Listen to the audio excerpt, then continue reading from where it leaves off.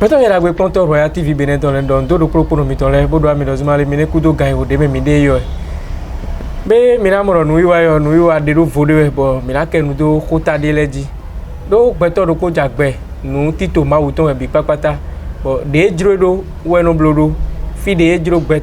do weno damero eno di po mi kwa wele de pipo mi de gan ole medin neno mina jiro bu na wa gbewe ni do beto supo na jiro na joro yo photo me alo beto supo na jiro na joro renu de nya kwenu to me beto supo re na joro na do mauni blomi do beto veve bo makado jiro mi ma do ache pipa na do pon do beno wa lobo mo mede do de we ma ubiodo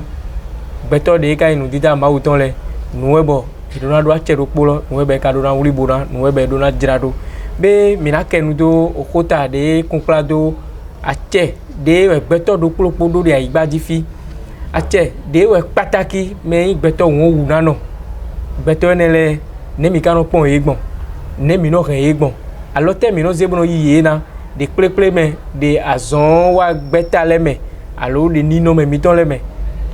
mi dona kenu do ko mon koton le gbeto de yin gbeto bo de awu fiesa mon koton me alo gbeto de wa gbebo amoro be mo e ma u damiro me ne le do mi na ku mura be ede me mi na kenu do sen de yin sen lo pa che do yele osunu bona e droje be na do nino me do polopo to mi me gbeto de ma wa dagbe na bo mi afun mo mi le da foji mi afun mo mi le da waji mi fun wo ne inu bo ma una mi le bi de gbe siso me ko ne wo mi na kenu do kodo pleple me mi me de ai jinjo fi dire ton po bo mi na kenken bo mi na inu kan lo bo na do mi po lo zimale mi na yi jono gbeto de wa fi ole ton bo gbeta akolu mo nukun je me de yin gbeta dagbe bo ran kenu do apa mo nkan ton ko bu ka ya so mo nkan ton mo iwa mi na jo do bo yo su me tin le yin na do ede kia bo mi na inu kan no iwa le me jire mi kabo mi ko avo claro kodogo mi kuche do azon de wa mi de na nu kon yi beneto ton nu kon yi me gbeji ton nu kon yi nu dida ma wu ton le ton e na tera mi ma gboro ton na pon mi de azon mi ton le do poro poko amen zande mi na yinu kon boni do me de ko melo zuna do wi de kia ba pa ko de we melo de azon de wa de le me melo na se gbeto ti bona do be mi na yi o naji no nu kon ton de ji we mi na kenu do we na kenu do we de gbe mi de fio kwe alopa tewe asotewe kwe lokano wa najiro mina jale do bona do mi de ki amede de kinpon mi dinle bo mina kenu do kore nkolo bo do mi wa fi ko record dinle o eyo ndokunu aidijon le resu yo eyo mi do noe Segla et Julie akofodi science be de kombi wa egbe o eyo gbe o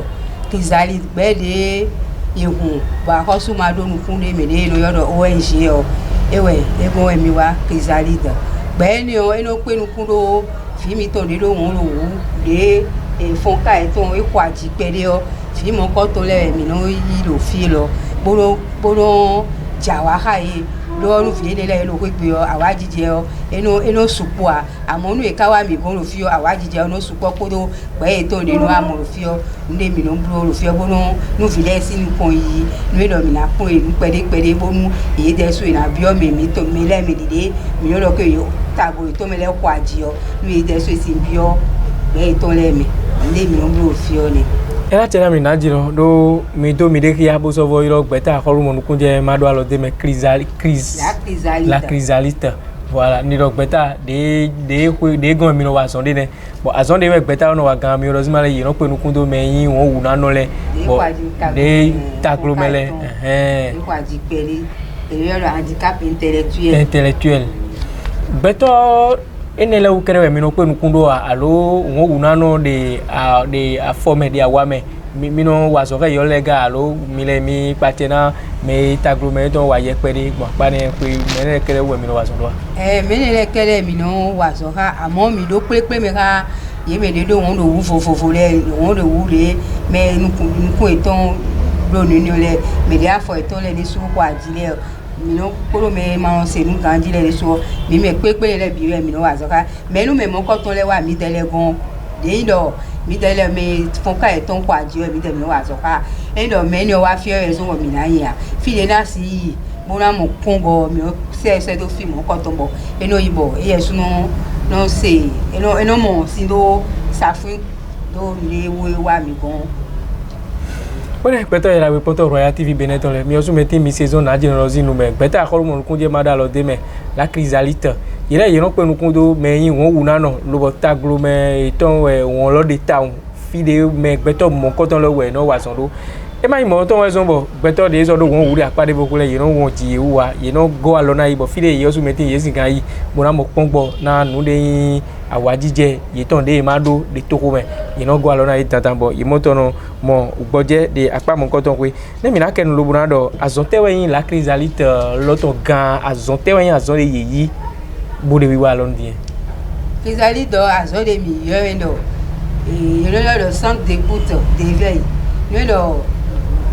no mi ton le alo to mi ton le de do fi mo ko ton le nu ye wa mi kon mi no se jijan mo no se ko de ye ken wa ye vi o si jiji o le kan yin kon e fi o de ji to le da kwa alo de me de le dio mi no do palu no wa to tagba me de le bo e no ji ye ko do won ro wo wa de wa lo palu ni o we enu wa ja enu wa do won ro wo ni no ene donc nous et mais mon coton les wa mi o kan ho bio yi de vile no no po ko gbe yo mi mo ro ke vi mon coton les o mais mi to le no ze ro ko gbe no nu e wa si mi le no wa se ro fi ya ko de ro fi bo no pon bo no penu kundo beto mon coton les wu donc il no se do bo mi no do ku ha yi no nu e ji ko me de do mi no mo ro ke vi o e ke na ya so mi que no que fiel o je mi ayi de ado fi oro ro ko ganji me nu pe vi de je we lo ta ka fon ka to me no mi no se mi do pe pele me de le poro aso me ko de le po bo nu fi mo ko to wa fi bo mi mo do o fi lo si aso me di on mi no se do aso me ko ni le bo de so ni ko ndi fi mi ton pa le do no le mi no blo bon o fi o aso de mi no wa ri fine era ti ami mi ku te do nu meti mena me mina zekolo jora mero po aken kere ma yin dos male mi de ko cambio mi de po na yi mera ho ti de to donji bo mina kekren lo bona do mi de ki ami go do kere apade ekwe we mi de azon wa do mina kenu do apa mo ko don pe bo ho de njuro cambio mi na yin do mi ke mi ko avo ndo ben mi o mi ko do padar oh yo iro mi do akambi Abdelaziz un coordonnateur mais patenu pleta a khosu montona mandaro de me e no pe nkundo vi mi ton le yo po vu mi ton le o sin toi sin na no kandi yo lo Atlantique sin département me fio yo paté na bon coordonnateur on assure mi no wa ino de me milio we sin bo panta bo do hodo vi mi ton le o non non kandi etan pataki fi won wuna no le fi pataki fi bon quand on est dessous no choi bono wen etan enimo non seulement en amont en pebe kedea e go sin pebe o e ti ahosu de social lo me o wen azoyin ahosu ti azoyi ahosu zero do ken lo togunle bi me do no do de mo do convention internationale instrument international no do c'est Africa Bedio instruments régionaux bon to grand to mitan yi bo sabo bo zalo ya ka bo emina wa trojo iwe senle ko do lo fidele sin alo dario mi no le wa pondo no ya khosu de suri zialo do ken dado zialo do akon bo do emina wa e ka fonbolo wi wa ni wa e ma wa on te wedo be na wa alors te mi me lo dire mi hen mi na toni bo fi mi ton le e na mo ko do safun non seulement ko do safun yo e na avo lo to iton me e te do blood wo e blood wo ne on sana yin bona boye te ni rovo de beto de te nu kon yi eton e de sur lo environnement eton me i hen e na wande mi ka modo si we na yi na bile je to de so wa ze sen lo ta eton me bon c'est né en clair d'or nous et vi mi temps mon coton là nous et tiro na wa nous et des sous c'est des sous et l'autre wa na aider bon mais les ta forcé on dit ba na le kwe yo nous mon coton là au fin do mi do san le di mo do fi mon coton là no jo do kwebe e no jo do kwebe no e no ayin wu yan sinu jiyan lo aso e wa mi le o so wa clair d'or fi mon coton lo gon to yo e so ayin wu yan sinu ado e no do ho de no do tout le monde est handicapé qui s'ignore C'est ça. En le gandier be ni so. Rien so blow non. Nous mon coton azo bien. Maintenant waso. Bon nous vivons mon coton là. C'est un temps et na ton. Ma for de dia mi zande di mi de khodoka lobo do Benito miton. Ye Benito miton suzi alo do jiboka wason. Bo selo na tin no bobo ina yin selo de akpa kwe de mi le mi ason wa ro mi ka mo ro be to gan le sen de do lo kumpla do na won wu na le yede selo zi ason wa dodo bo vi mi ton de won wu na le yevo nu bo a mi ke nu do akpa ni kwe ma ko ye deu mi si do e kunde wo ado sen ro fi dimbo patero vi mon coton le peto mon coton le Benito miton metion e do sen iton ben so inda e koko e constitution mi ton ro je patero no bi o constitution na e a check pa de mais c'est dodo ene de sous les c'est ba do loi 2017-06 le 26 septembre 2017 ouais c'est loi ene on ton loi ene wa klero a hoso ze o ene on sorion john o ze o zalo da kondo viene le mi ton de so no yin ton eminent blonu ye bo me de ta forcer on dio ba de yin me on ton bo eminent hueyo ina le hueyo mo mi point ene mi na modo a hospital biblo e cho kan cho e no biblo e bono do ade o kaka bonu ko ve me o se ba internet pele bonu e ma ko ho a o e na fo pa to te we mo ko polo ti o le do no bi wa go sin fine no keke tin do mi ro hospital de kon bonu ni quelqu'un bo zande mina go akpa ne kwebo mina ze gbedo jibron don de gbe hun to mi don wa zon de ya mina do wa son lo be na je hun bo je gangwe ina tira mi mera ko mi kuka le ko do wa ijijo mi lo ko de o ina tira mi kaka o akpa te ko gangwe mi le mi da so mi to mi de ki america ko mi le bo do akpa de ko mi da so wa do ina tira mi kaka o yen ene lo mi do amuso ga Jean no wa do lo adakwe e lo to coffee boka do gangwen to ko no pe kundo o wondo na no le me lo vetem le sin kanta adakwe monko no wa do lo ha me fi benelo centre de promotion sociale et le bega me fi centre ne we pache kaga gun fi won je mi ton la krejali de obi wa don boy da mi bi do o achakodi lo go mi alu fi go ali sado ina ti ami e pom yosu di mi amro won wu na no mi yosu no kunte meleka no zebro pom mi na de toko wo ma yo no ton bo ye no de nu kun de bono pom mi na do me lo le kun sen gbeto le me o e no mo do won do na no kun gbeto bo ni ade do vo e sin ya so me bi do won e sin hu aso me bi do won mo do na no no gudo to yin bo na no gudo pe no de mi do vo mo lo mi ka do kan do e bo do reji do e pe na de no kun dagbe so pon mi na kaka so era ti ami won wura no apa ko vovo we mi don dion mo ro afo le me we de ami pe to de ka won wura no bo e won wura no de taglo mele alopa te mo we ka won se yi rodo tadu no se yi rodo a pe to alopa te mo we ka won se mi du ko so to de pon mi ka yan ko de papa mo ko to ko zo do pe de ami ena chen mi kaka o won do na no e do o we pe de do taglo me o e mo e tro le no mo do ye ino le di ale no do vodun alo to ho tude bo me ne le e do yin bona tin do pe to le me a aboni mi na do nu gbo de akun pe to ko da gbe to mo nko lo bo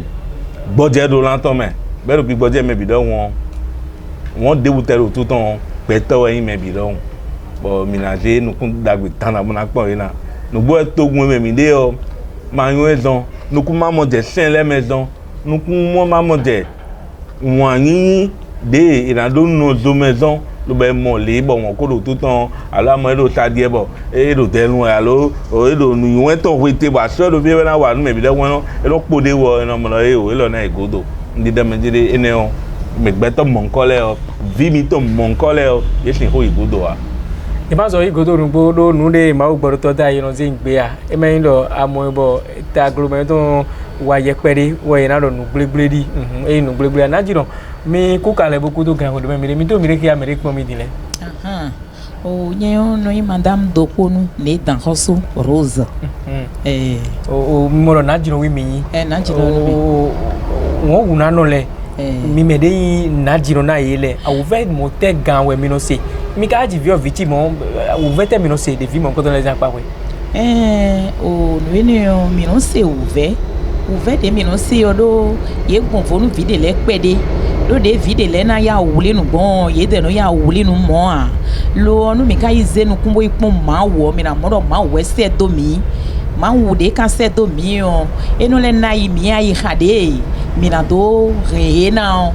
ni ai ka te mo gan we mi le mi do ai ka te mo we mi de ano me le bi so pe taglo to me so pe o de ano do honu o fie taglo to me bi so pe na gbon me de o ton me won ro tu ton no o tu na no e ye ton do na gbon fo ai ha to e do na fa adona do ai ha fifa bo do na do wan yin tan ze pan wan yin de do fo de ze pan ta ye do do video ajibo ton le bi so pe o ma wo we na me lo desu me de o juro me won do tu na no e juro mo bo wa we ma u na me o e we no ke alo bono yi ni era ti ami mi ku je do ko mi na wa gan mi ton ji do nde utu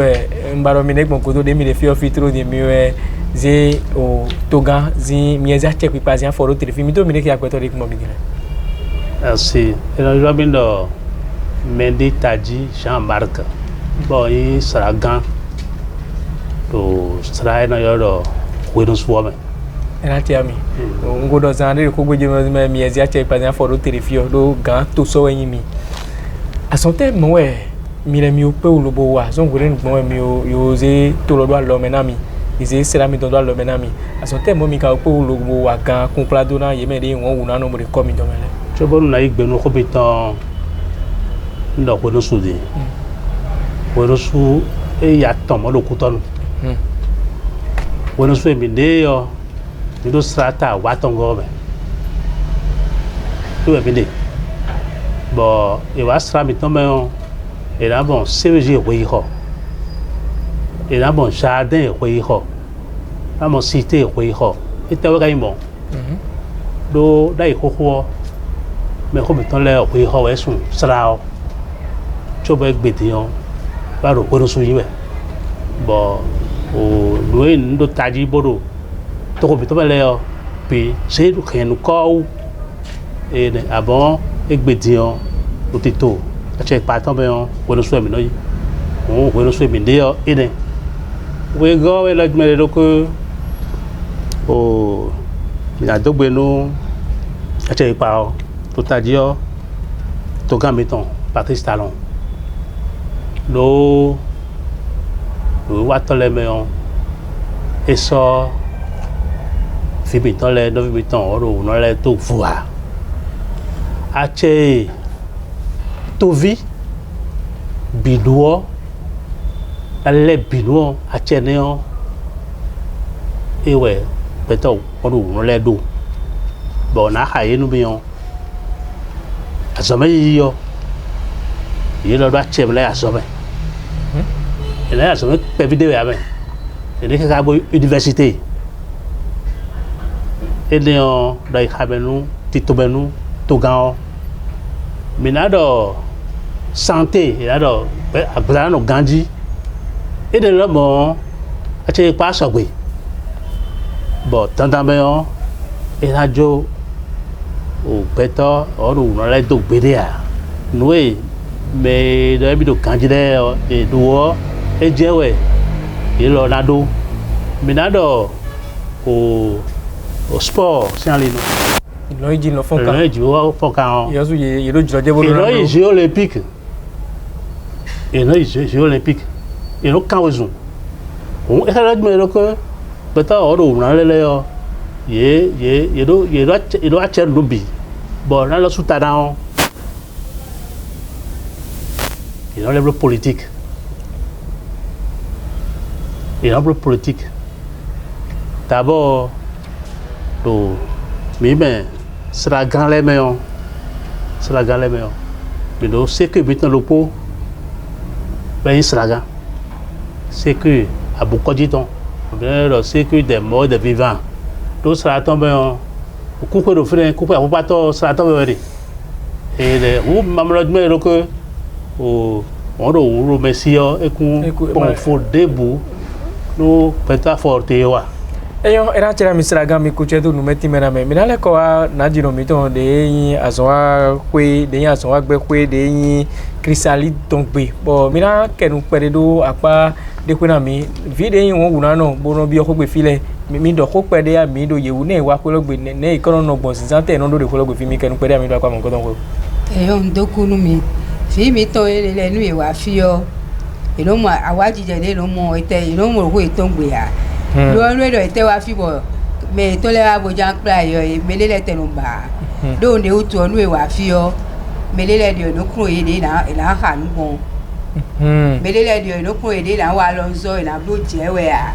e na blo coupe we a afopa mi ton e lo afopa ji ma kuro mi to ni de na ho mi mo dada de lo nu ko mi lo don de afopa de do ni o fi mi to le we blo afopa mo ko ton donc alo ton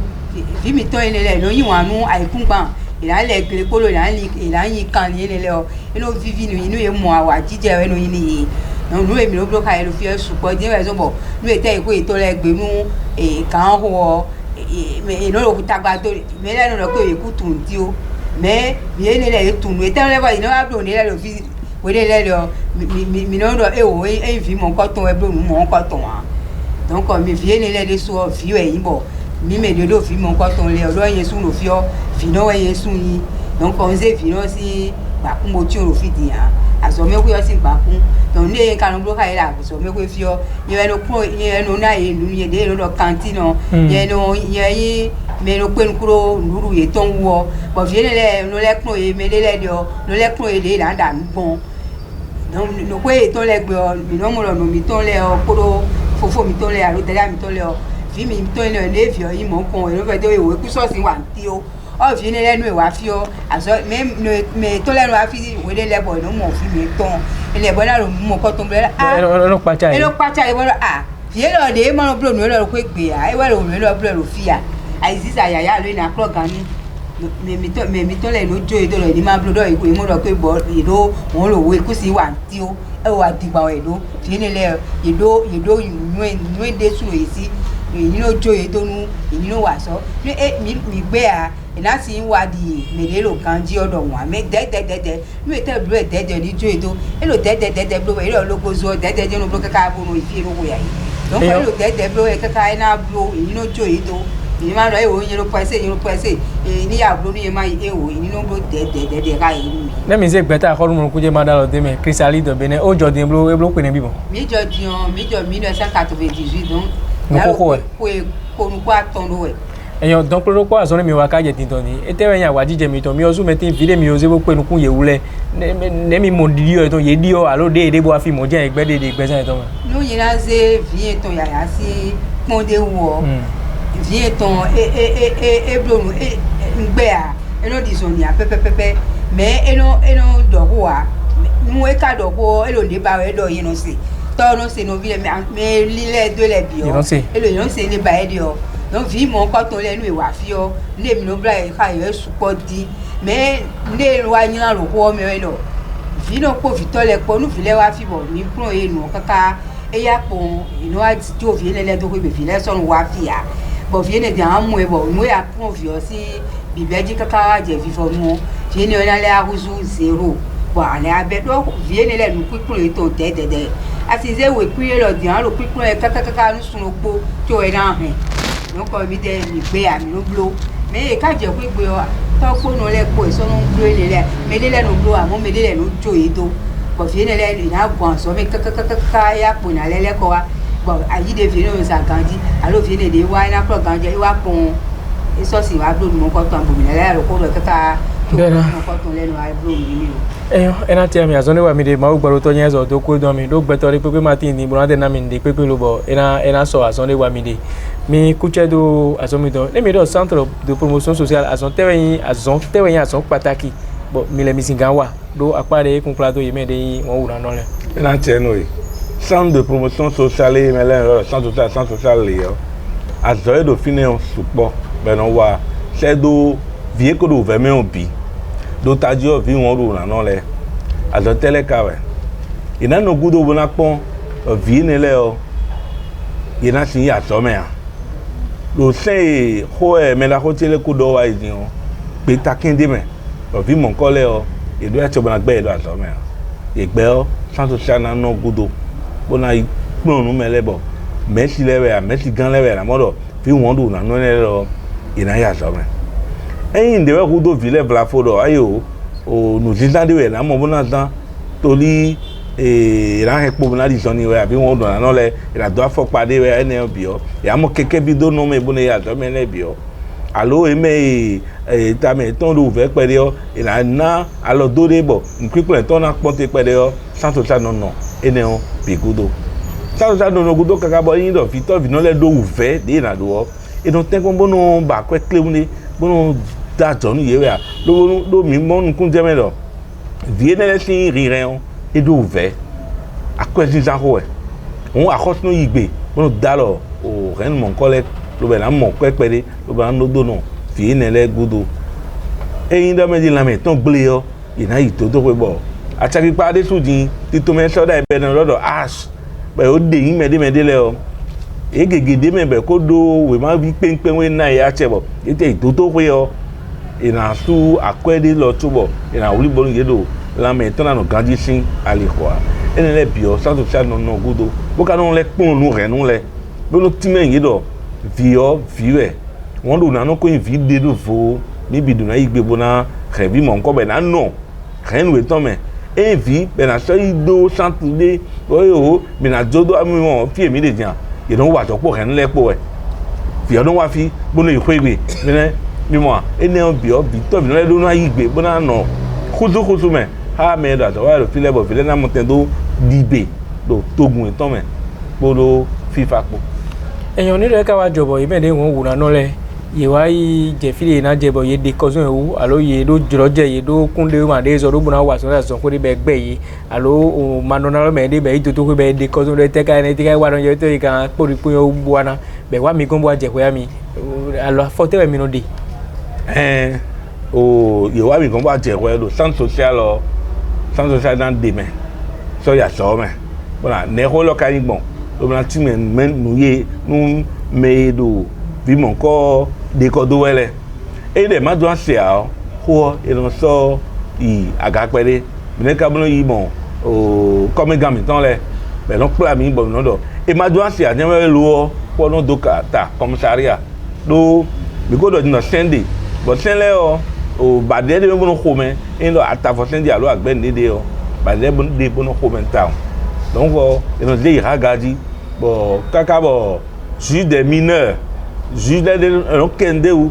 we do to da ho le no kende u bono do nu le ku si no mo be no le do temena bon le no joro era tia mi ku je do nu time na le ko a mera ko je ngoto lo buna cambio mi do azon tewe azon pataki le rôle des acteurs locaux azon tewe azon pataki de me azon mon ko to wa to bo de to kole azon te azon eton de do na wa kun plato na sen de yin sen bo kun plato yi me de won wura no le azo e mi me ro to kontinera wa o me kolo yin gbeta fo debton lo bene gban di obio mi no wa o yin mi no cho de sen lo yi bon et on réalisation des droits des enfants handicapés et c'est yo pauvre podi et bon lo ton ne sen ye ton ba ko su dalo akon o da mi na blonu yi yo ne ka lo blo bon mi no cho e lo biblo ya nte wedo aloko mi de mi do mi no zebio me e no ntele mi no zamblon e no ero plaidoyer de plaidoyer mais non mon gangan mais doit che bourreo et dans dokoro ouvement fiodio et indo toto square indo e wa nne di on mi han mi na mo toto gan do fine on ministre o mi na blo plaidoyer bona imwe bona do ni keklen bon nous mais bité non super bon blo et a foi de mi c'est bon mo me on et rien à do a ville yo et do besoin nous spéciales, les mesures spéciales. Et ouais, code de l'enfant en dessous, mesures spéciales de protection. Et minti de l'amblo, et dans notre choc, mais non blo. Mais non les mots, comme dans les idées, mais donc on fait dire, bon non, bépli. epo bona waso do fimi tonere sin tabe bon nous ouvert mo idero abazame do nous do mi de mbe ouvert ta won ouvert d'acceptabilité mais le candidat mais binon ba bona yi vi mon coton le do bona hen vi eton le do et bien sensibilisation le côté né on de so no blo bono plan nous mais bono khledo vi mon coton et mon et vi bela c'est une bia lo c'est on l'aide même à toi mais on l'a fini do c'est on l'aide ben do infraction liée à l'abandon d'enfants à l'invito étudiant à les rendre jodo c'est on de mais tout ni je comme no yo il a c'est bon c'est bana fodo azote gan we holu zingan wa bo viene le yina wuli buna ibuna ze bido yeme de ko ingbeto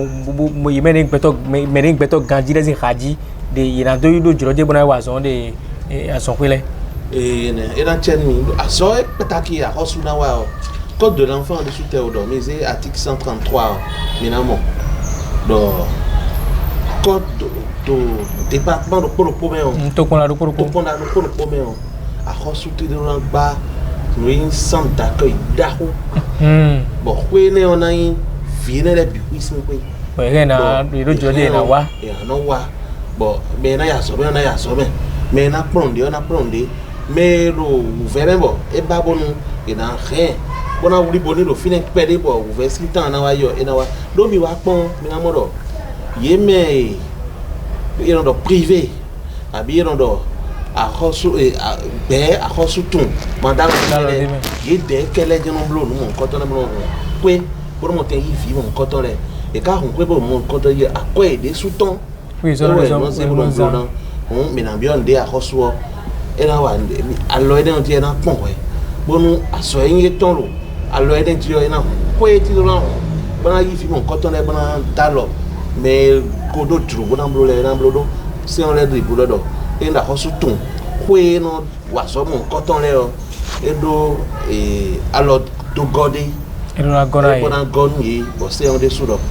alors goye ne on de suo ni kenkan bo no ye me do tro bona toju fi mon coton fi mi ton mon coton le e na blo mi lo mo mi ka gondi lo fo debo a mi no yi bono mi do possibilité mi no do plaidoyer ton bono no yi ton yire mo era chera mi ku jedo na jino mile town ouvert town bo ajito ajino le no mo de vi de won una no ba vi to ouvert tele no mo na do pe nu ku ye to na do re be na do we ouvert town tele mi no mile pe dia mi ni po no na do vie taglo to me ma wa ne o ganjia mi mo no ye ya so me o me de o dio me fiton to le bi kwi so pe o eye serious eye na ya so me bo ina no tintin mais de le no pe umo di mo abi no pe umo di mo a when we video podion vi to e do won wo e si blo khoro po aso aton a ouvert ko re e si blo khoro po aso aton when we ka do khoro po aso aton blo e o nu we makado o yo nu mon konton a ina ve we pede e ne fie mi no ado alogo biowede oni bo ma wo no asegbon o centre social enele ONG enele ma we ne se file domion e je le de ali enele bi ku inu mi enezi a ouvert no mi so no ma ouvert de ko akabi ne lo kere nya ouvert mi no ya mo ganji ko a ouvert do po a ouvert de po vino we ayin wa bi fito we ayin si vi o ti mo de bo adonayi kaka je din alogote ro tron gbangba lo bo wa mi le gan kun pladura mi na to pe nu kun fi mo ko don de pe mi don legbe o fiti ONG le pe nu kun toton o centre social le pe nu kun toton lo video yin bo afo we wa nu haye eyin afopa appareil ni o ye no dioni vi mi ton enele e kan me de bo ye no vetoli pede de do na do afopa agbon ye no to pon mo a no par exemple de afopa ton wa ni o kaka bo ene wezombo afo kole gbele bi kwitini ene donc centre social enele ONG enele o wa logo mi dali ene ko aso me yi desu o do khami lo e kale mi kale koro bi ba jewe do akhosuwo eni do no akhosuwa ide gan eni on ena bokunu yede bo yede na monte mana do yimi kan ti bena ena jemenu mi bo mi do de honu ma o mi to do o eni so hwa akhosuwo si ayika bonu eni wa we do na wanu mi on era tera mi gbeto era we konto royalty Benetton le mi de kodo do me won wuna no kunpla do na agbaza mewe a taglo mewe a pa ne kodo kodo mi de na blogbon yo su metine to le to vie na iye to na iye be na no haro project gbeto de ma won ko ndi ro apa mo konto kodo kodo mi de but tanda kodo mi de le ndi ndos ma le de to be biona do koro mi don de equipo mi de Benetton me fi kaka iko do to godo pataki ga to so Benetton mi ton le a ouvert de mo mele de beta holo mo nu ko je ma da lo de me mi kaze se do be na wa so de ko ro poro me alo de to kona do poro me a ouvert de mo e de le ndi do pere de ki to bo mi o su meti le tata me we de bo mi do na yi a ouvert ne le mi na yi se na e lo bu na ko alo na yi bo de na blogbon bo e na je mi bo se de yin se bo mi o su meti le mi jija yin bo pale yi na mo to ko nu kun se lo bu na yi bo e me de yin won wu na no le yo su meti yi na vo de to me bu na yi do ma le to vie mi do de wa je so mi yin kwenu ndi do gbeto ne bi papata yi we no yi de vo lo bu no ze mi do flen ne ka de fo godo aloteji we ka no ano mi no akambi wa ni do ene zini le me mi de lo bo ze nu wi wa yo da yi de fi o bo do poro mi to le mi na mo no kun je me na go a o chef quartier comme ganti gon sera ganti gon mi jale mi so ke mi le we menu ami sera gan na go ami gon lo bu na ka ko bi o mi do azan yo de me di mi na yesi azan do poro te na gbero bi papata kun plado na ye me de yin won wu na no le logo you know flin ye me de won wu na no le lele tewe mi le mi do ete mi ka bana bio ye me de yin to gan to ton bokun po mi le aso tewe yo wa be wedo bo mi le mi o mo bo mi ke mi na gbon ye kan lo bona bio yi bo ye na flin do azan ne gbe bo nu de yin nu be na blo ye na mo ton blo lo kun na je kun gbe lo bona je kan gbe ina chenu me o we yo bi na do gbe nu ti jale tin gan le o de buru na blo ndi bu na blo ki no don mi bo kwe ho mi no die yo mi no blo igbe de mi no blo wa kwe o wa mi no blo bo mi no tenton me mi no lo strata gan mi ton be no tenton me mi no lo stra le do mi le do stra we le we strata wa ton lo mi no lo stra gan le bi be no tenton me me do mi de e we do mi le ko a khoso ro ko la le we a khoso ko la le we no e nu bo wudo no mi to ne le o do na le yo o peta le e de kon no free a khoso mi na blobi a khoso na blobi o lo pote di toro di ba mi de we ton to budget mi ton e blo mi de lo no 2021 no blo tegbe mi kakule waji e we ndo me lo ko aso ko bi ton le yo e la blo bonle bo mi yin o do na no e la si no bio class e la blo pe kan e de do vo bo ena mo to go le be ena mo to e la no bio ho me e la blo aso ko bi ton le bi hui bo kan le blo to ko le so no et on mais mettons le 80 la con blo mi na blo bon ben wode odi bon de na gba yo le bio et en tenir compte aspect on très bien donc mes conseils donc pour tout nous mettons on na le gbe de ko on a te pa do pe so be bon de do bon di le yo pero pour ena biblo ela tena mi dandan pero ko na biblo mara ho o ye ka so do nu ko na yi toton lo na de won wu na no le se be na pa me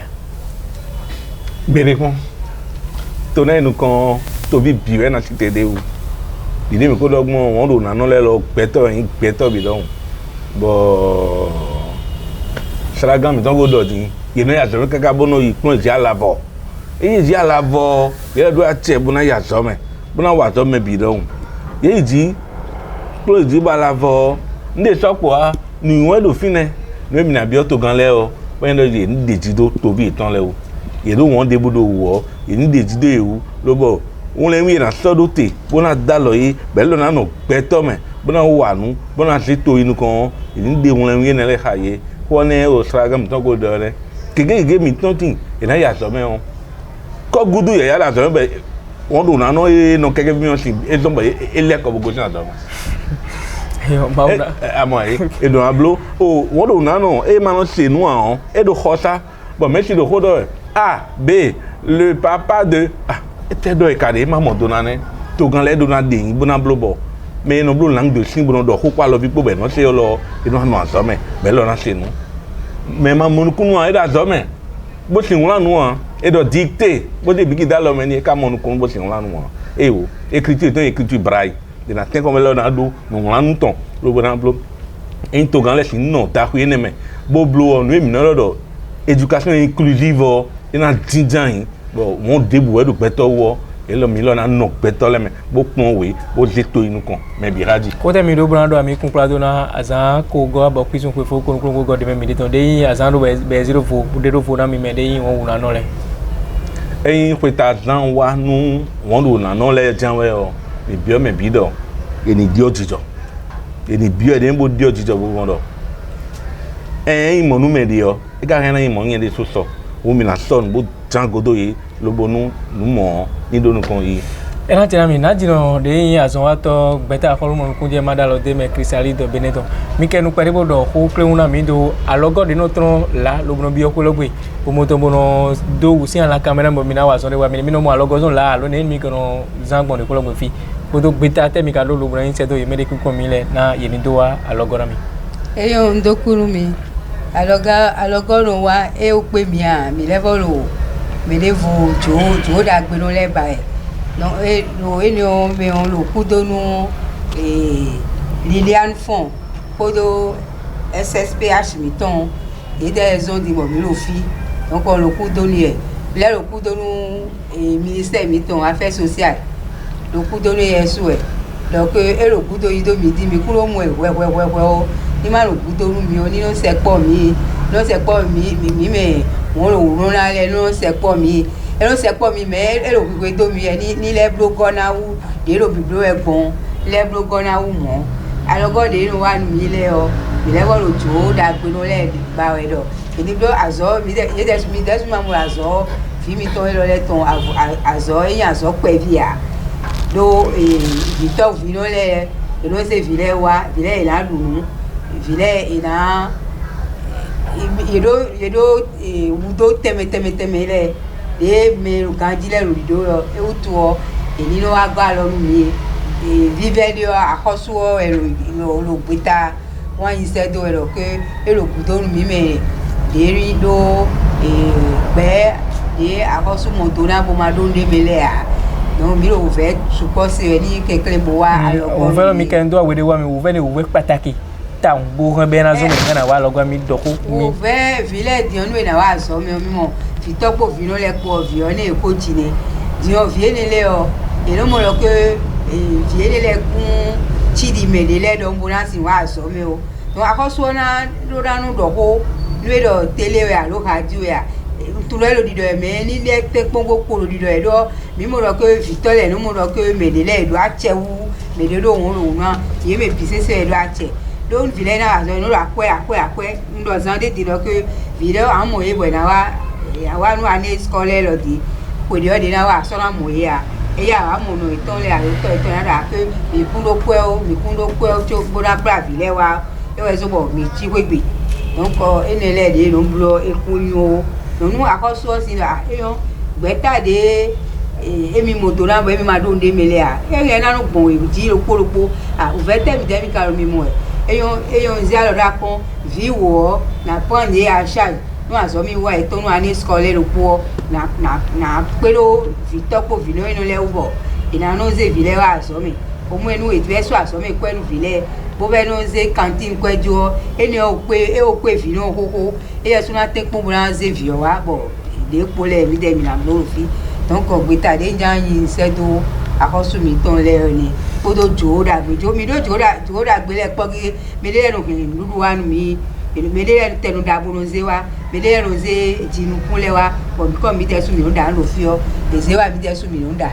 donc alors mi to le poro baja mede bude se e neni o mi to gbada nti on mi on ili wa mi kun ONG la Chrysalide mi lo se je ko iko si feeling ene